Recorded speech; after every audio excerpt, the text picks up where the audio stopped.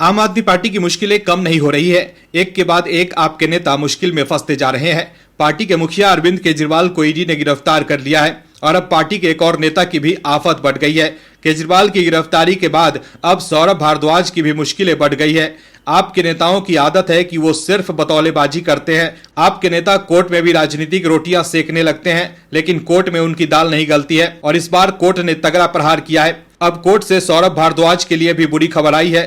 कैसे बताते हैं आपको इस रिपोर्ट में। दरअसल दिल्ली हाई कोर्ट ने न्यायिक आदेशों का पालन न करने पर दिल्ली के स्वास्थ्य मंत्री सौरभ भारद्वाज और स्वास्थ्य सचिव एसबी दीपक कुमार को चिताया है। कोर्ट ने कहा है कि अगर वो आदेशों का पालन नहीं करते हैं और अपने अहंकार में रहते हैं तो कोर्ट उन्हें जनहित को देखते हुए जेल भेजने में तनिक भी संकोच नहीं करेगी।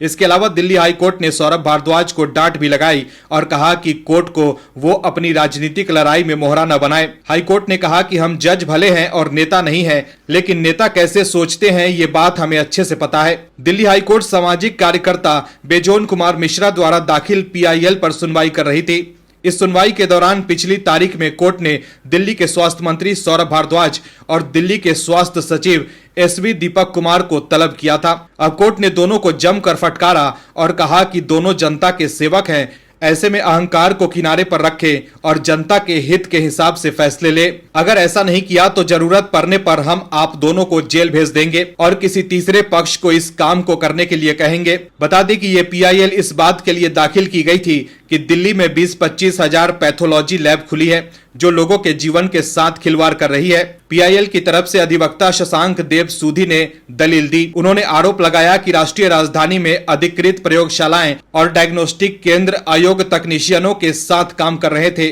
और मरीजों को गलत रिपोर्ट दे रहे थे। दरअसल सौरभ भारद्वाज ने कोर्ट में कहा कि दिल्ली स्वास्थ्य विधेयक को मई 2022 में ही अंतिम रूप दिया गया था। वहीं कोर्ट ने पूछा कि इसे अभी तक मंजूरी के लिए केंद्र के पास क्यों नहीं भेजा गया।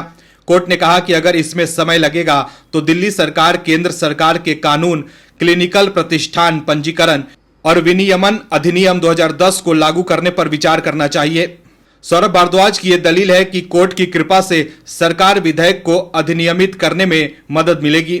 वहीं कोर्ट ने नाराजगी जाहिर की और कहा कि आपको लगता है कि हम इस खेल में एक मोहरा है और आप इसे राजनीतिक तौर पर इस्तेमाल करेंगे। हम किसी के प्यादे नहीं है। इस गलतफहमी को दूर करो कि तुम अदालत की प्रक्रिया का उपयोग करोगे। तो देखा आपने कैसे सौरभ भारद्वाज को कोर्ट से फटकार लगी है।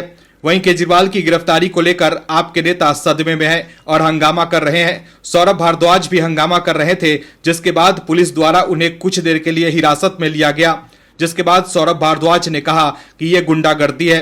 Bureau report OMH news. और भी वीडियोस देखने के लिए चैनल को सब्सक्राइब करें और बेल आइकन को दबाएं।